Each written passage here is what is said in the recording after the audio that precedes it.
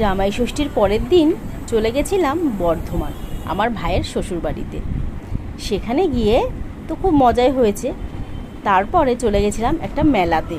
মেলাতে ঢুকতেই একটা প্লেনের মতো করা ছিল, সেখান দিয়ে ঢুকতে হয়েছে। দেখো মেলাটা কত বড়, অনেকটা জায়গা নিয়ে। তোমরা কতটা বুঝতে পারছো জানি না। মেলায় ঢুকেই তো প্রথমে নজরে পড়লো ব্যাগ। ব্যাগ আমার ভীষণ পছন্দের।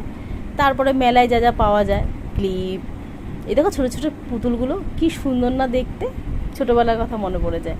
আর এই সাপগুলো মনে পড়ছে, ছোটোবেলায় কিন্তু এগুলো কিনে নিয়ে এসে গায়ে ছুঁড়ে মারতাম, ভীষণ মজা লাগতো। এবার চোখটা আটকে গেল না ফুলের দিকে তাকিয়ে। সত্যি এত সুন্দর ফুল কিন্তু আমরা সবাই খুব ভালোবাসি। আর মেলায় আসবো কাচের চুড়ি দেখবো না, এটা তো হতেই পারে না। কিনে দে রেশমি চুড়ি। তারপরে নানান রকম হরেক মাল, এই দেখো মঙ্গলসূত্র। এইবারে ঘুরতে ঘুরতে প্রচণ্ড গলা শুকিয়ে গেছে। এবার খেয়ে নিলাম ঠান্ডা ঠান্ডা শিকাঞ্জি খেয়ে চলে গেলাম বেলুনের দিকে। বেলুন ফাটাবো না মেলায়, সেটা তো হতেই পারে না। তারপরে চলে গেলাম, এই দেখো বড় নাগরদোলা। এটা তো আমার ভীষণ ভয় লাগে, আমি কোনো দিন চড়িনি আর চড়বও না। আমার ভীষণ ভয় লাগে এটাতে।